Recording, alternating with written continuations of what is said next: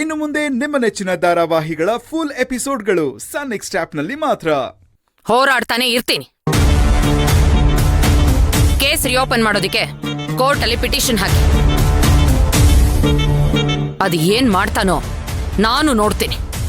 Okay ma'am.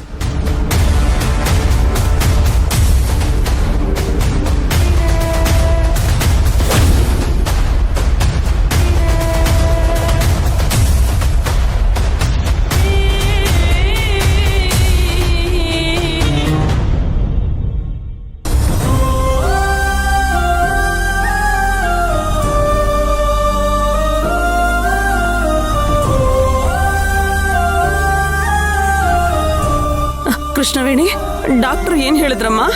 ಇನ್ನೇನು ಹೇಳಿರ್ತಾರೆ. ನಿಮ್ಮಪ್ಪ ಆರೋಗ್ಯವಾಗಿದ್ದಾರೆ, ಏನೂ ಸಮಸ್ಯೆ ಇಲ್ಲ. ಆದ್ರೆ ಒಂದೇ ಒಂದು ಸಮಸ್ಯೆ ಇದೆ, ಒಂದು ಸಣ್ಣ ಆಪರೇಷನ್ ಆಗ್ಬೇಕು, ಎಲ್ಲ ಸರಿ ಹೋಗುತ್ತೆ ಅಂತ ಹೇಳಿರ್ತಾರೆ. ಅದಕ್ಕೆ ಒಂದಷ್ಟು ಲಕ್ಷ ಖರ್ಚಾಗತ್ತೆ, ದುಡ್ಡು ಹೊಂದಿಸ್ಕೋಬೇಕು ಅಂತ ಇವಳ ಹತ್ರ ಹೇಳಿರ್ತಾರೆ. ಇವಳೆಲ್ಲದಕ್ಕೂ ಕೋಲೆ ಬಸ್ವಂತರ ತಲೆ ಅಲ್ಲಾಡ್ಸ್ಕೊಂಡ್ ಬಂದಿರ್ತಾಳೆ. ಅಪ್ಪ, ಆತರ ಎಲ್ಲ ಏನೂ ಇಲ್ಲ. ಆಪರೇಷನ್ ಮಾಡ್ಬೇಕು ಅಂದಿದ್ದೇನೋ ನಿಜ, ಆದ್ರೆ ಈಗ ತಕ್ಷಣಕ್ಕೇನು ಬೇಡವಂತೆ.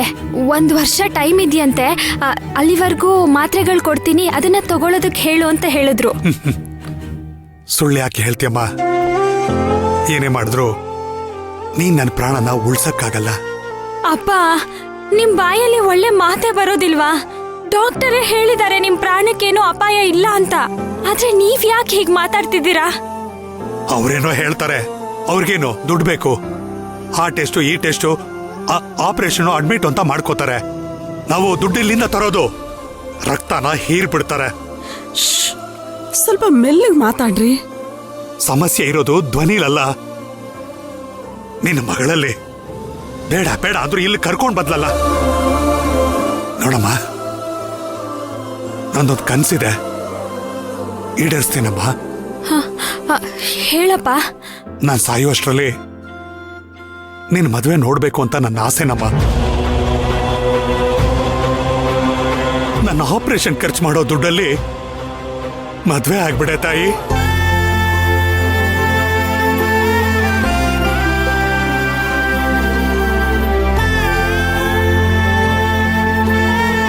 ಅಪ್ಪ, ನೀವೇನು ಚಿಂತೆ ಮಾಡಬೇಡಿ. ನಿಮ್ಮ ಆಪರೇಷನ್ನು ಆಗುತ್ತೆ, ನನ್ನ ಮದುವೆನೂ ಆಗುತ್ತೆ. ನೀವೀಗೆ ಚಿಂತೆ ಮಾಡಿ ಮಾಡಿನೇ ನಿಮ್ಮ ಆರೋಗ್ಯ ಇನ್ನೂ ಹಾಳಾಗ್ತಿದೆ. ನೋಡಿ, ನಮ್ಮ ಪ್ರಯತ್ನದ ಜೊತೆಗೆ ನಿಮ್ಮ ಧೈರ್ಯನೂ ಇರಬೇಕು ಅಪ್ಪ. ನೋಡಿ, ನೀವಿನ್ನೊಂದ್ಸಲ ಹೀಗೆಲ್ಲ ಮಾತಾಡಿದ್ರೆ ನನ್ನ ಮೇಲೆ ಆಣೆ.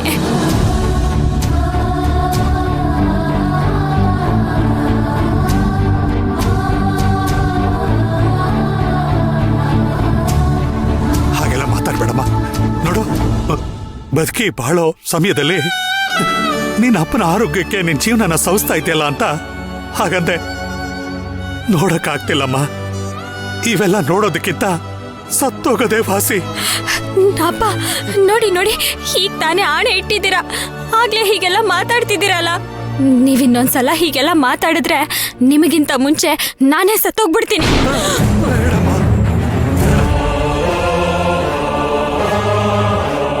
ಇನ್ಯಾವತ್ತು ನಾನು ಆ ಥರ ಮಾತಾಡಲ್ಲಮ್ಮ.